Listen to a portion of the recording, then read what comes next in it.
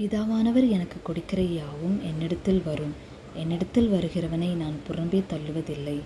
என் சித்தத்தின்படி அல்ல, என்னை அனுப்பினவருடைய சித்தத்தின்படி செய்யவே நான் வானத்திலிருந்து இறங்கி வந்தேன்.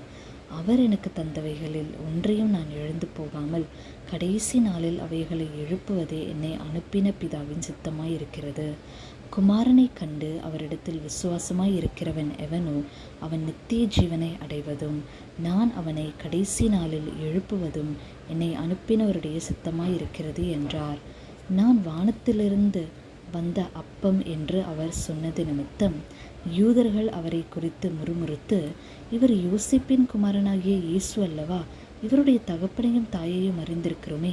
அப்படி இருக்க நான் வானத்திலிருந்து இறங்கி வந்தேன் என்று இவர் எப்படி சொல்லுகிறார் என்றார்கள். இயேசு அவர்களுக்கு பிரதித்திரமாக, உங்களுக்குள்ளே முறுமுறுக்க வேண்டாம். என்னை அனுப்பின பிதா